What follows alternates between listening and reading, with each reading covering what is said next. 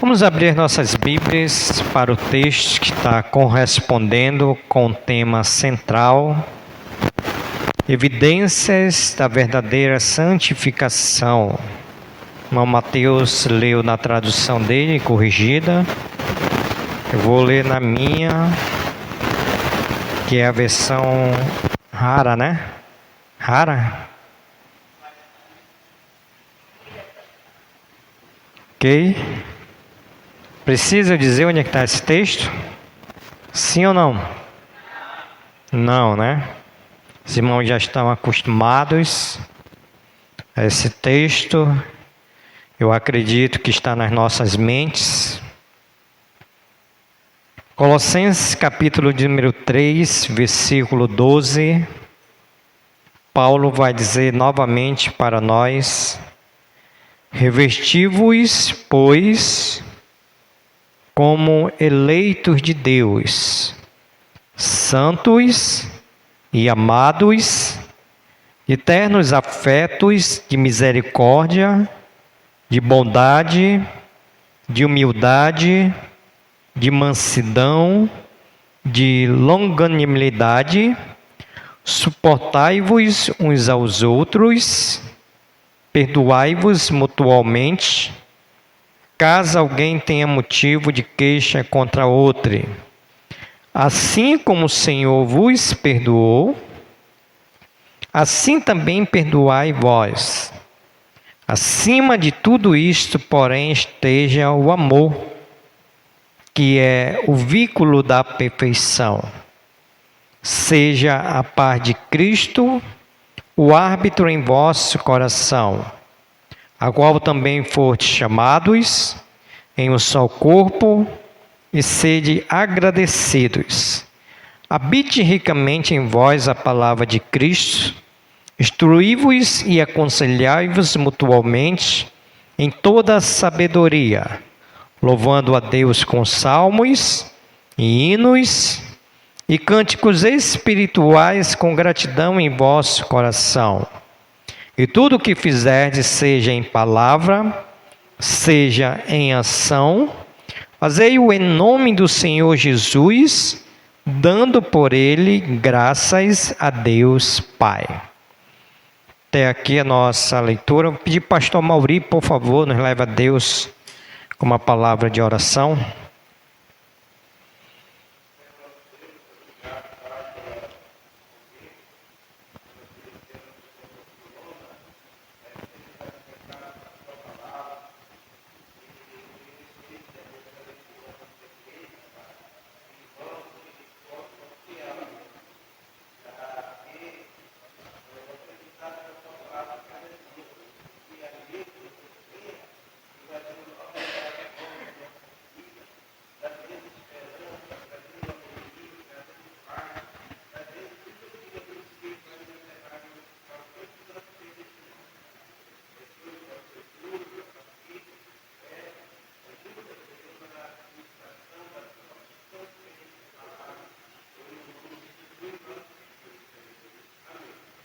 Amém. Obrigado, pastor Mauri. Podeis assentar todos.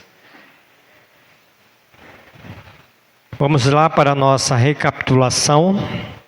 Nós temos como tema central evidências da verdadeira santificação. Todo crente verdadeiro, ele precisa evidenciar a santificação.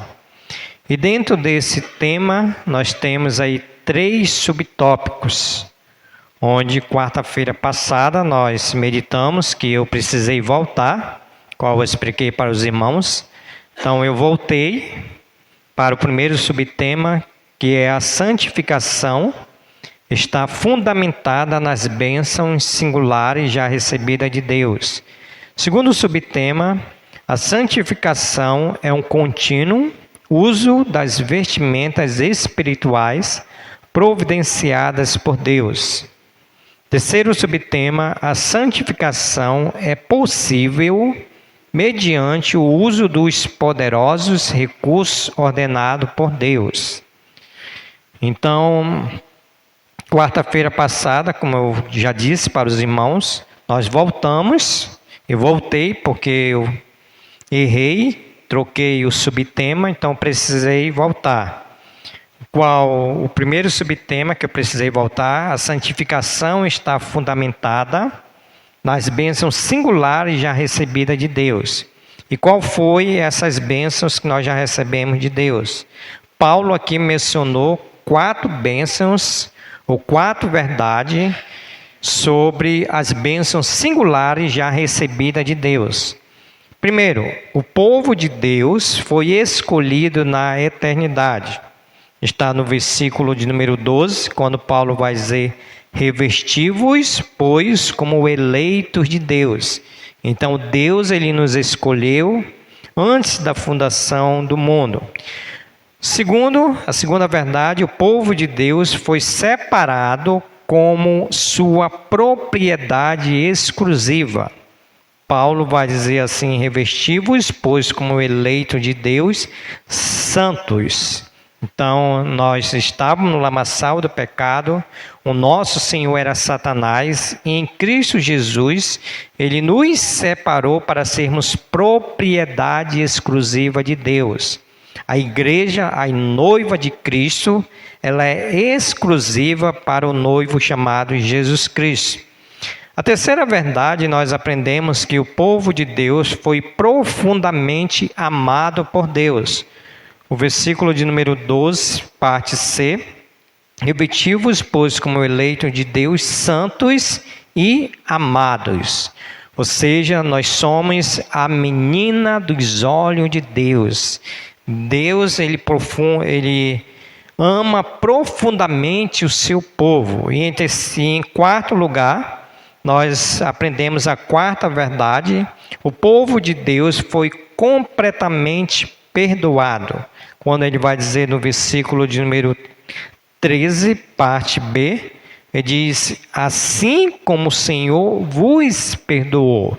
Então nós fomos perdoados em Cristo Jesus. E essas são as bênçãos singulares recebidas por Deus. O segundo subtema nós já estudamos, e agora vamos passar para o terceiro subtema. Terceiro subtema: a santificação, ela é possível mediante o uso dos poderosos recursos de Deus, recurso ordenado por Deus. Está no versículo de número 15 ao versículo de número 17. Paulo aqui ele vai mencionar para nós 3 poderosos recursos de Deus para nos conduzir à santificação. Então, olhe para a sua Bíblia, no versículo de número 15, que aqui nós temos o primeiro recurso poderoso de Deus para nos conduzir à santificação.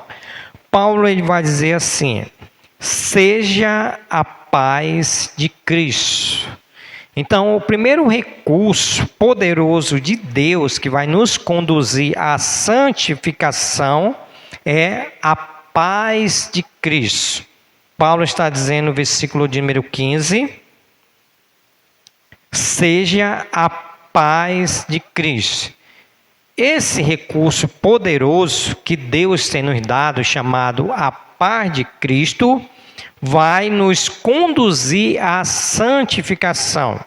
Porque essa nota de William, ele diz assim, que esta paz é a condição de descanso e contentamento no coração daqueles que sabem que o seu Redentor vive.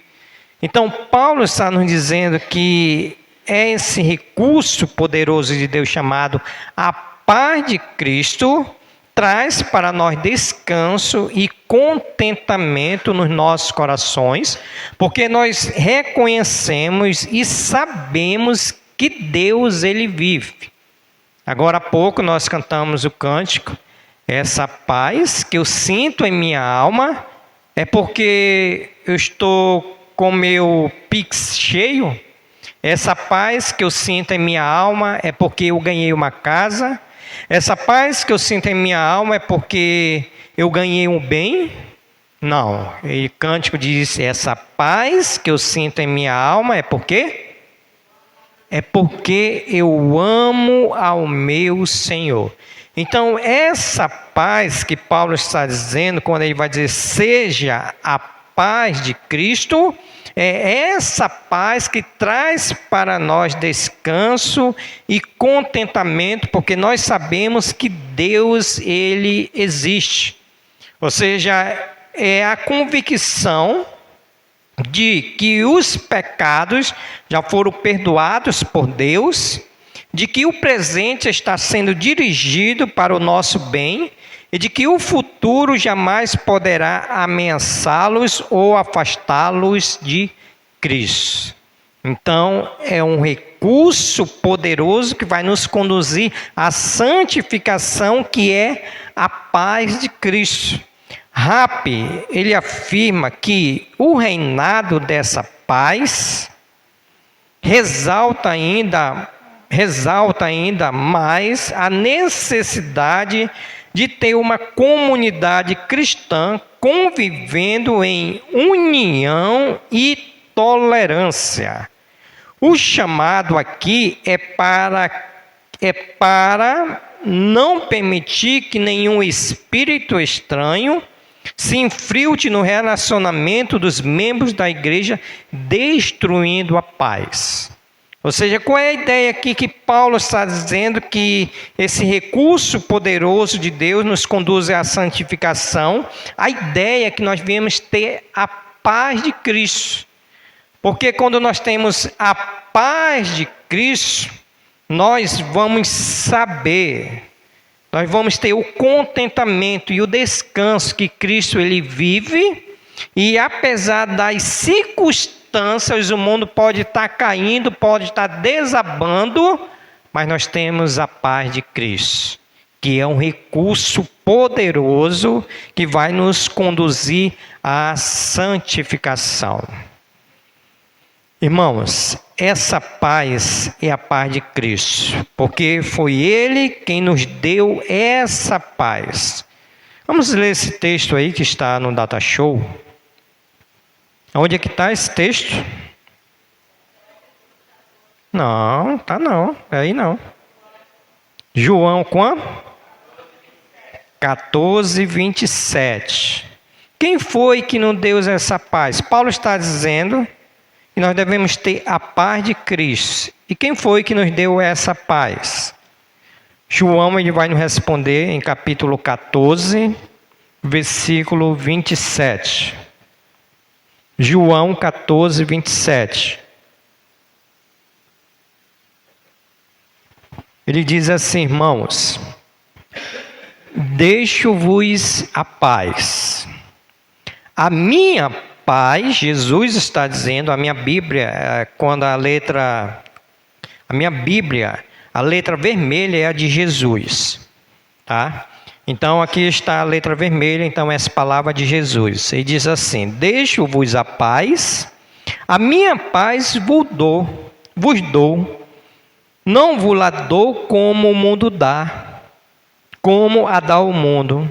Não se turbe o vosso coração, nem se atemorize. João está dizendo, e o próprio Senhor Jesus Cristo falando, João narrando, ele está dizendo que essa paz é dada por Deus, essa paz é dada por Jesus Cristo. Não é a paz que o mundo dá. Qual é a paz do mundo? É no momento que está tudo alegre, tudo feliz, mas tudo quando passa, a pessoa fica triste. Essa paz aqui que Paulo está dizendo, que Jesus está corroborando, é a paz de Deus, que apesar das circunstâncias, nós temos paz. Então, esta paz aqui é a paz de Jesus. Cristo é a nossa paz. Essa paz não é apenas interna, dentro, e também uma paz que reverbera nos relacionamentos. Por isso que agora sim, irmã Eliane, Efésios, capítulo de número 2, olha o que Paulo vai dizer quando se fala ainda de paz. Efésios 2:14. Vamos ler todos esse texto, ou esse versículo? Efésios 2:14. Amém? Vamos lá? O que diz aí? Porque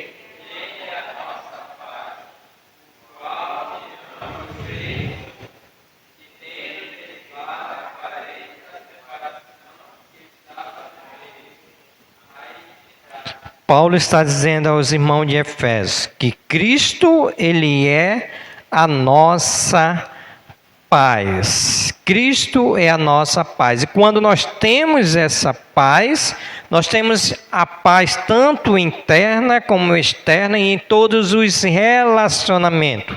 Por isso que Paulo está dizendo aqui que isso é um recurso poderoso de Deus, que vai nos levar à santificação. Rapp, na sua nota, ele diz assim: a paz de Cristo é o árbitro em nosso coração. O termo grego aqui, brabeteu, traduzido por árbitro, faz parte do vocábulo esportivo e refere-se àquele que preside o jogo e distribui os prêmios. Eu já disse, está em outra ocasião aqui, explicando para os irmãos. Então, vem da linguagem esportiva. Quando cometemos uma falha ou uma falta, o árbitro para o jogo e somos impedidos de continuá-los. Quando transgredirmos a regra, somos desqualificados para o jogo. O caminho para vivermos retamente é designar a Jesus Cristo como o árbitro das nossas emoções. Quando transgredimos, ele levanta o cartão amarelo ou vermelho e nos adverte. Quando a paz de Cristo vai embora do nosso coração, podemos saber que alguma coisa está errada em nossa vida. Quem obedece à vontade de Deus tem paz interior dentro do coração, mas ao sair de sua vontade, perde essa paz. Assim, sempre que houver um conflito de motivos, a paz de Cristo tem de entrar e decidir o que deve prevalecer. Então, Paulo está dizendo aqui, irmãos, que esse recurso poderoso chamado a paz de Cristo, ela nos conduz à santificação. Irmãos, eu tenho um exemplo aqui do profeta Jonas. O profeta Jonas deliberadamente desobedeceu a Deus e refugiou-se no sono da fuga do porão de um navio surrado pela tempestade. Ou seja, Jonas, ele tinha uma paz, mas uma paz falsa. Quando temos paz no coração, temos gratidão nos lábios. Por isso que Paulo ordenou aqui no versículo de número 15, parte B, quando ele diz assim: e sede agradecidos. Ou seja, o exemplo de Jonas retrata muitas das vezes a forma que o cristão tem a paz. Jonas desobedeceu a Deus, Deus o levou para dentro da barriga do peixe e Jonas estava ali dormindo no profundo sono, pensando que estava em paz. E muitas das vezes o cristão ele está dessa forma. Pensa que está em paz, está em desobediência, quando peca contra Deus e pensa que tem essa paz. Jonas é um retrato disso, que às vezes a paz ela é falsa. A paz ela é falsa, apesar de toda a tranquilidade. Então, irmãos, é impossível ver um cristão fora da vontade de Deus, louvando sinceramente ao Senhor. E ele traz para nós o rei Davi. Quando o rei Davi encobriu o seu pecado, perdeu a paz, a capacidade de louvar. Quando ele confessou o seu pecado, voltou a entoar os cânticos de louvor. Então ele traz aqui Davi como exemplo, né, que ele perdeu a paz porque ele encobriu os seus pecados e a capacidade de louvar a Deus. Vamos ver esse Salmo de número 32, irmãos, só para nós fazermos essa comparação aqui que ele está dizendo. Que no Salmo de número 32, quando Davi encobriu o seu pecado, ele perdeu a capacidade de louvar e também perdeu a paz. Salmos 32. Salmos 32.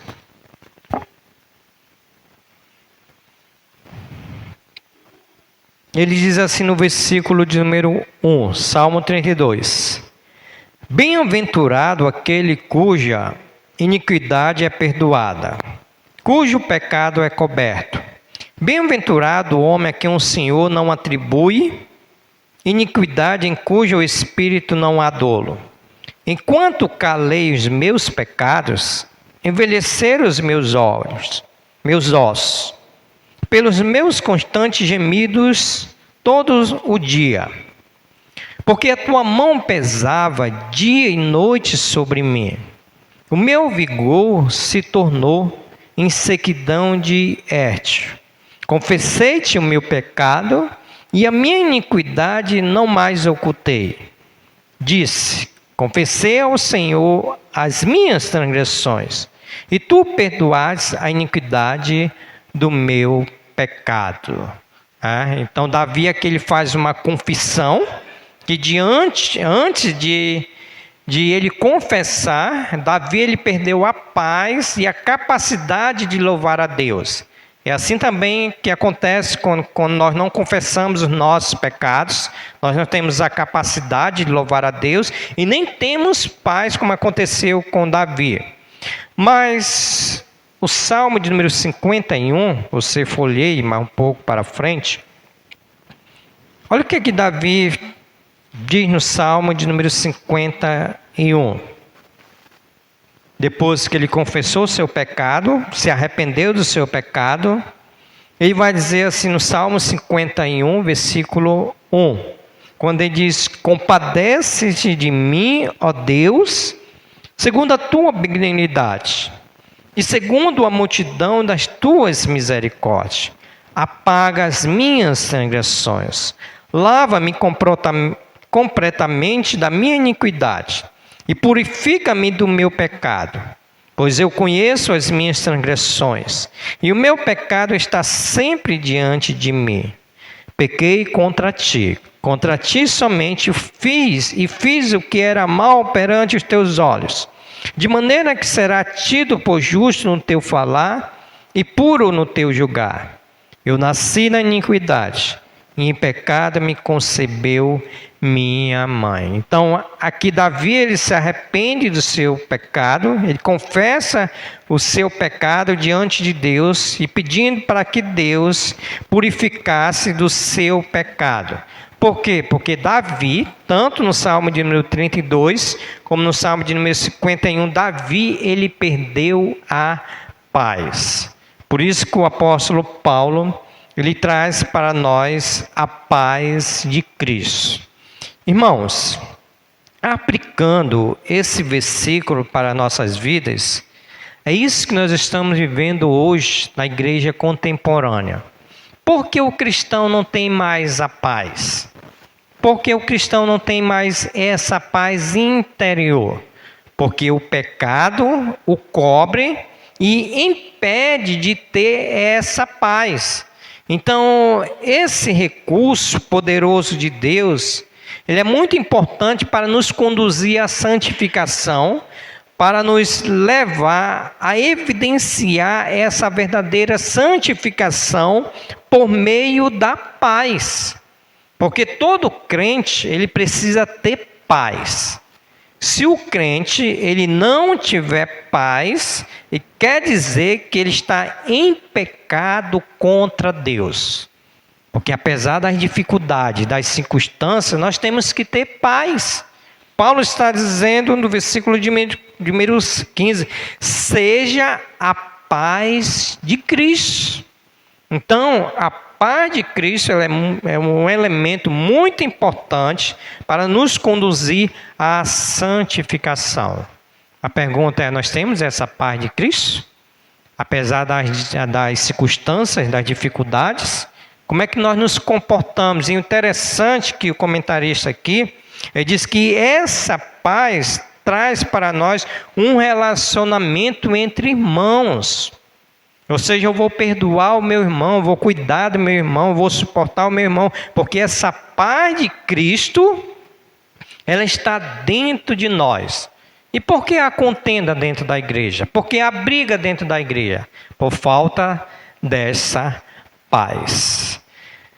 Segunda verdade que Paulo vai trazer para nós, recursos poderosos de Deus para nos conduzir à santificação, está no versículo 16, que é a palavra de Cristo. Primeiro, Paulo vai dizer: seja a paz de Cristo.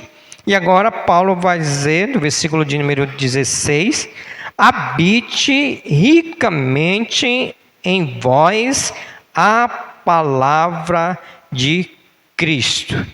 Irmãos, esse contexto aqui, deixa eu só voltar novamente para dizer para os irmãos que os falsos mestres estavam tentando introduzir na igreja os falsos ensinos do gnosticismo, do legalismo, do miticismo e do ascetismo. Estavam tentando harmonizar a palavra de Deus com os ensinos heréticos.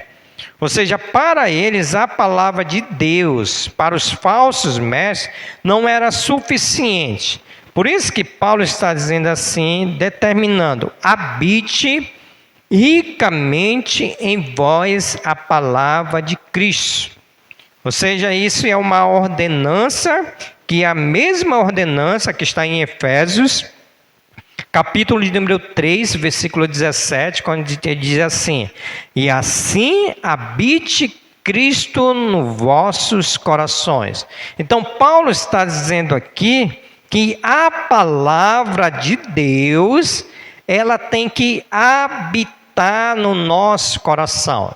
E dentro disso eu gostaria de destacar alguns aspectos para que essa palavra, quando Paulo diz habite ricamente em vós a palavra de Cristo, gostaria de destacar alguns aspectos. E o primeiro aspecto que eu gostaria de destacar é que nós precisamos ser cheios da palavra, porque é um mandamento absoluto para todo o povo de Deus. Paulo está dizendo: habite ricamente em vós a palavra de Cristo. A palavra grega enoikeito, habite, está no imperativo. Vocês sabem o que é imperativo, né? Imperativo trata-se de uma ordem.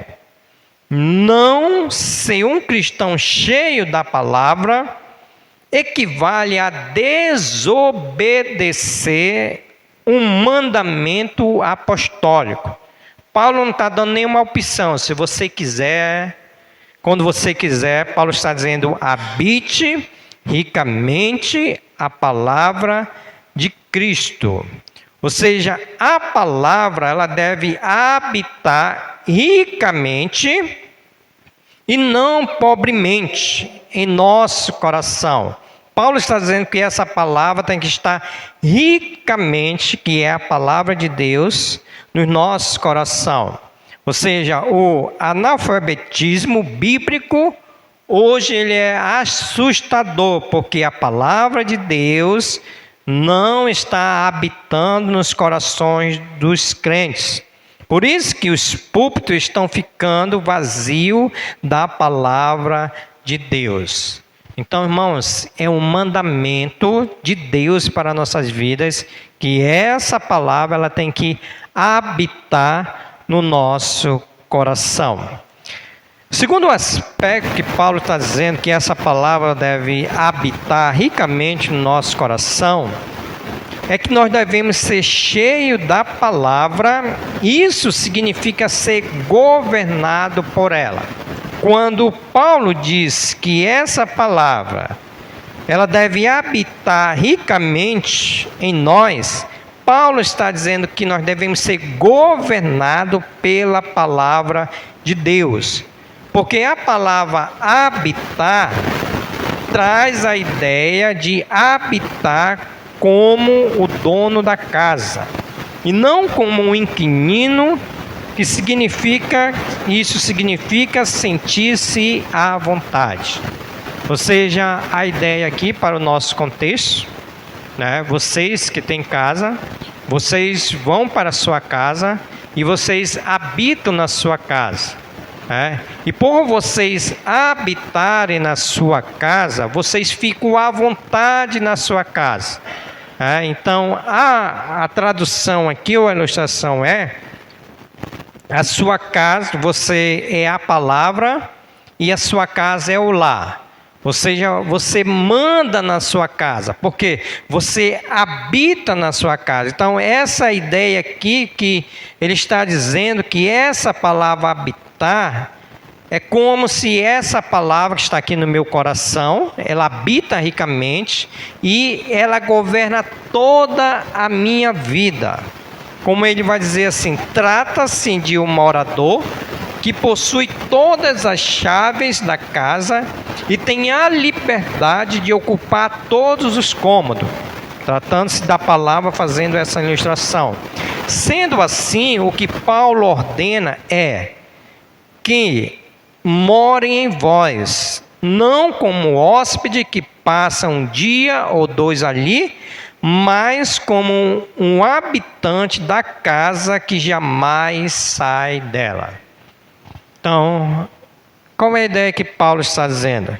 Que essa palavra, que é a palavra de Cristo, que está no versículo de número 16, ela tem que habitar, ela tem que morar no nosso coração. Não é como um inquilino, que um dia está numa casa, outro dia está em outra casa. Não, a palavra de Deus, ela tem que habitar. E quando ela habita no nosso coração, nós vamos ser governados por ela. Porque isso é o significado de habitar, né? Você não governa a sua casa, as mulheres não governam, o marido não governa a sua casa. Essa é a ideia que Paulo está trazendo para nós. Que a palavra de Deus, ela habitada ricamente, ela vai governar toda a nossa vida. Amém? Os irmãos estão entendendo a importância, né, desse mandamento que nós precisamos ser, que essa palavra venha habitar nos nossos corações. Depois que Paulo diz que esse é um mandamento absoluto para todo o povo de Deus, depois que Paulo está dizendo que nós devemos ser cheios dessa palavra e que nós somos governados por ela, em terceiro lugar, Paulo vai nos dizer que nós devemos ser cheios da palavra, porque essa palavra habitada ricamente nos nossos corações, ela promove conhecimento bíblico. Ela promove conhecimento bíblico. A ideia é que eu obedeço, né? Porque é um mandamento de Deus. Paulo está dizendo, habite ricamente em vós a palavra de Cristo. Eu obedeço, a palavra me governa e a palavra ela vai promover conhecimento bíblico. Por quê?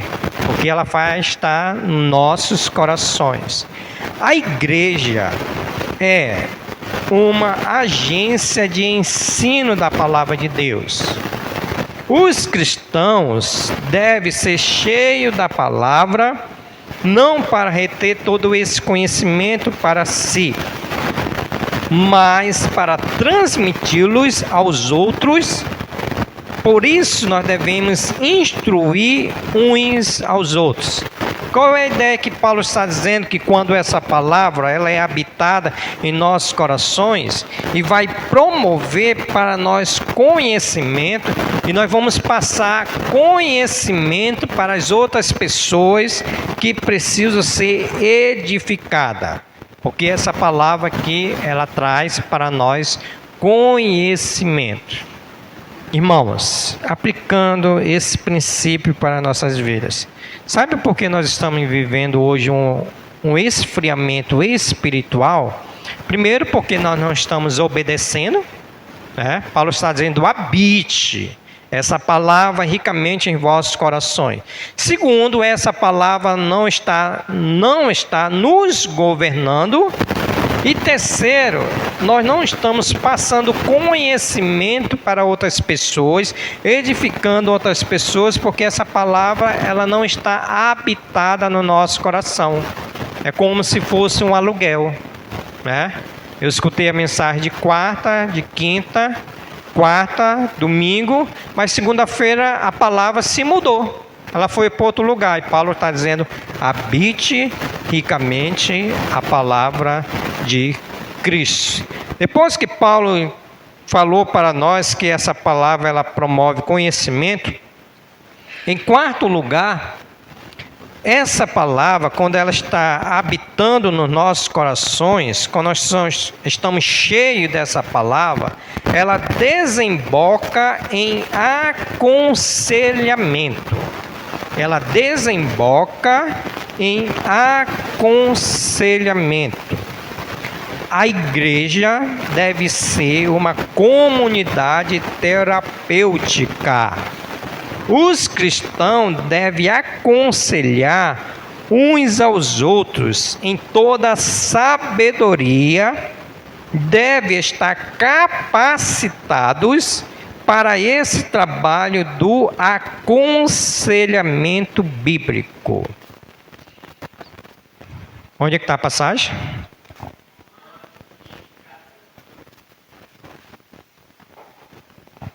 Leia para mim aí, por favor. Romanos 15, 14.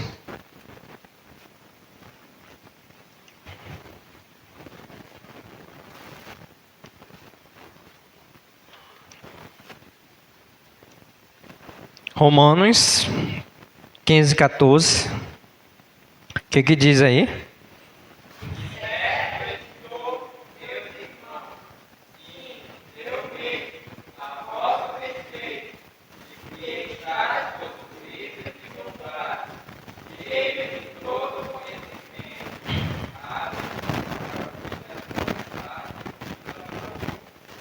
Apto para vos admoestardes, admoestar quer dizer aconselhar uns aos outros.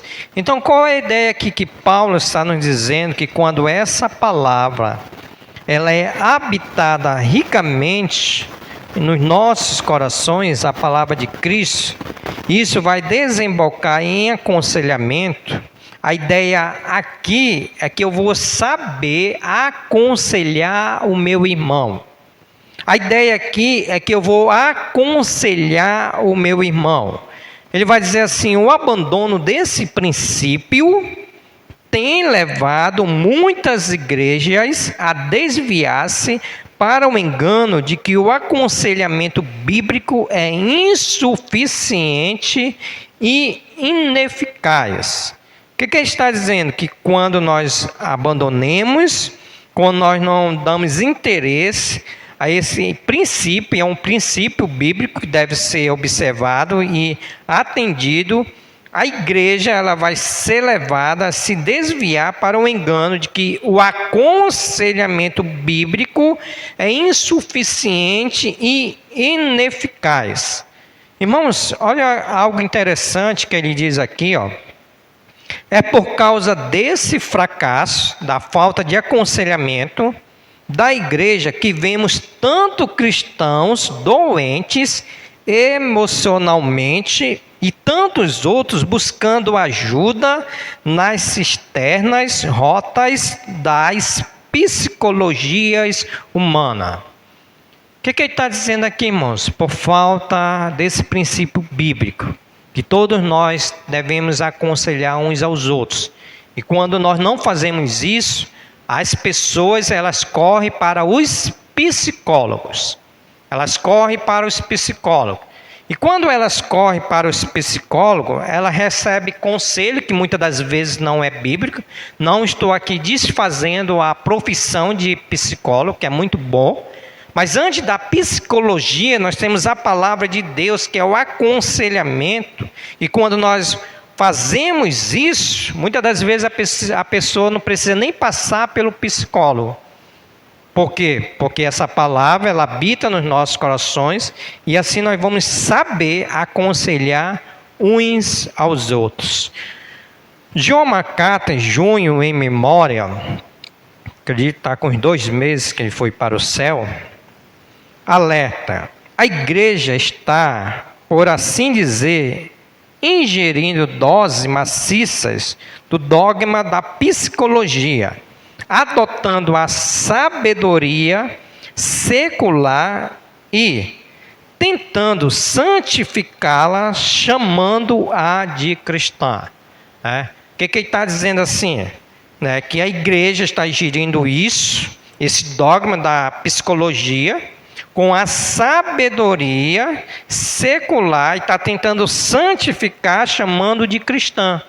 Ou seja, a ideia aqui que ele está colocando aqui é que quando nós estivermos com nossos problemas, com as nossas dificuldades, eu não vou procurar o pastor, eu não vou procurar o diácono, não vou procurar ninguém, eu vou procurar os psicólogos. E as pessoas estão chamando isso, trazendo isso como se fosse santificação e chamando de cristã.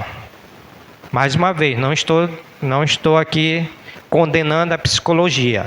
O que eu estou dizendo é por falta de obedecer esse princípio bíblico de aconselhamento, que essa palavra, ela habita nos nossos corações, as pessoas elas vão procurar os profissionais chamados aqui nesse caso de psicólogo.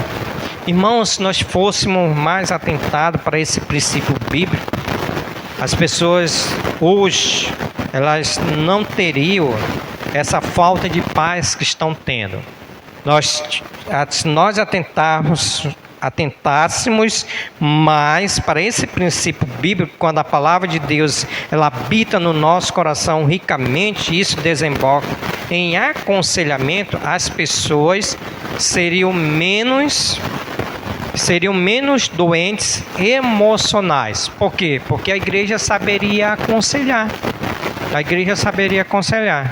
Responda só para você mesmo essa pergunta que eu vou fazer. Quando você está passando por algum momento de dificuldade emocional, quem é que você procura? Responde só para você mesmo. Quem é que você procura? Não tem ninguém para me aconselhar? Olho para dentro da igreja, O que eu vejo mais é pecado. O que eu vejo mais é pessoa dando mau testemunho. Como é que eu vou me aconselhar com o meu irmão? Isso é falta da palavra, está habitando nos nossos corações. Então nós precisamos que essa palavra venha habitar mais nos nossos corações. E quando eu tiver dificuldade, eu não vou procurar o psicólogo. Eu vou procurar o meu irmão, porque ele tem a sabedoria, ele entende, ele vai saber me aconselhar de forma que vai glorificar e vai me ajudar nesse aconselhamento. Por isso que Paulo está dizendo: habite ricamente em vós a palavra de Cristo. E ele vai dizer, até me esqueci de ler essa parte: instruí-vos e aconselhai-vos mutualmente em toda sabedoria. Os valores mais fundamentais do evangelicalismo, portanto, estão sendo redefinidos. Com que? Saúde mental e emocional. É a nova onda que está aí, Todo mundo está com doença mental e emocional. Não se trata de um conceito bíblico, embora muitos pareçam equalizá-los com a integridade espiritual. O que ele está querendo dizer? Que isso é a nova moda. As pessoas elas estão doentes mentalmente. Por que elas estão doentes mentalmente e emocionalmente? Porque falta pessoas para aconselhar essas pessoas. Isso está trazendo para o evangelicalismo está equalizando como a integridade espiritual, né? Ou seja, as pessoas estão doentes, estão procurando os psicólogos e parece que está tudo normal. Não está, irmãos. Antes de a pessoa ir para o psicólogo, essa pessoa ela precisa ser aconselhada por um crente, por um pastor e por um crente normal. Então, o pecado recebe o nome de doença, de forma que as pessoas acham que precisam de terapia e não de arrependimento. Na verdade, muitas das vezes as pessoas precisam se arrepender dos seus pecados, por isso que estão doentes mentalmente, emocionalmente, por pecado. O pecado habitual recebe o nome de vício ou de comportamento compulsivo, e muitos presumem que a solução está no cuidado médico e não na correção moral.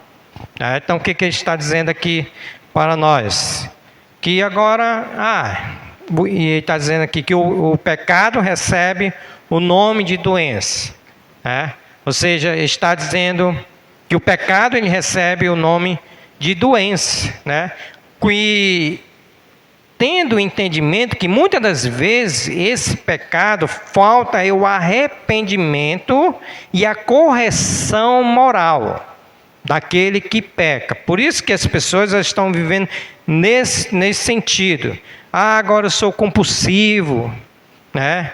A solução está no médico, vão procurar os psicólogos em vez de procurar a palavra de Deus. Por isso que Paulo está dizendo: habite ricamente a palavra de Cristo. Irmãos, 20:10, vou parar por aqui, tá bom? Para a gente fazer as aplicações, depois fazer o pedido de oração. Deixa eu só fazer aqui uma aplicação geral para as nossas vidas, onde a primeira aplicação, irmãos, nós precisamos buscar a paz de Cristo. Essa paz de Cristo, ela tem que estar nos nossos corações. E quando a paz de Cristo, ela estiver nos nossos corações, é o cântico que nós acabamos de cantar. Não importa as circunstâncias, não vai importar o que estamos vivendo. Nós temos a paz de Cristo no nosso coração. Então, busque a paz de Cristo mediante esse recurso poderoso de Deus para que você evidencie a santificação. O que está acontecendo hoje com o cristão é essa falta de paz de Cristo. Por isso que todo mundo, qualquer coisa explode logo. Qualquer coisa que acontece logo se desespera. Porque falta essa paz de Cristo. Quando eu tenho essa paz, chegou um câncer na minha vida. O que eu vou fazer? O que nós iremos fazer? Recebi um diagnóstico de câncer. O que eu vou fazer? Não sabe, né? O que Paulo diz? Em tudo? Porque é a vontade de quem?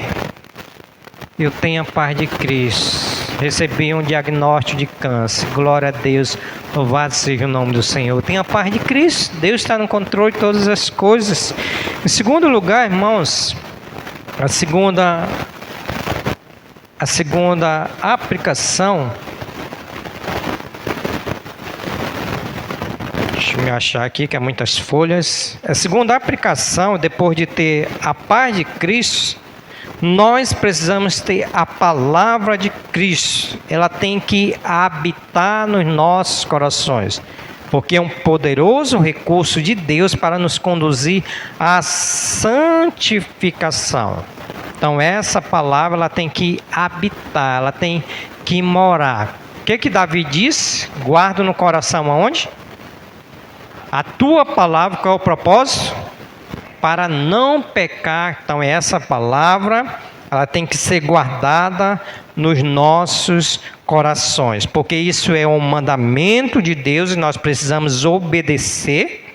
Que é assim, né? Hoje nós só queremos disciplinar aquele que adultera, aquele que mente, mas isso aqui também merece uma disciplina, porque não está obedecendo a palavra de Deus. E isso nos leva a nós sermos governados por essa palavra. Quando essa palavra está no nosso coração, quando ela habita na nossa vida, ela vai nos governar. E quando ela nos governa, tudo é transformado na nossa vida. Por quê? Porque vai trazer para nós conhecimento bíblico. Que essa palavra está habitando no meu coração e vai desembocar em aconselhamento. Irmãos, esse ponto aqui nós estamos faltando.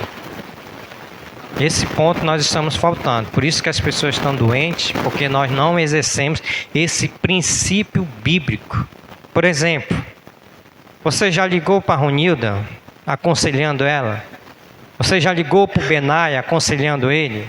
Você já ligou para a Janaína, aconselhando ela? Você já ligou para aquelas pessoas que não têm vindo ao culto, aconselhando essa pessoa? Você já fez isso? Então as pessoas elas ficam doentes por falta de conselho. Elas vão procurar os psicólogos, porque a igreja que é para aconselhar não está aconselhando. Então que o Senhor nos ajude para que possamos obedecer esse mandamento. Quarta-feira, que se Deus quiser, nós vamos para o número 5. Ser cheio da palavra, deságua em música de adoração. Qual Paulo vai citar aqui? Salmos, e hinos e cânticos espirituais. Quando nós somos cheios da palavra de Deus, nós vamos adorar o Senhor. Vamos glorificar o nome do Senhor com cânticos e hinos espirituais.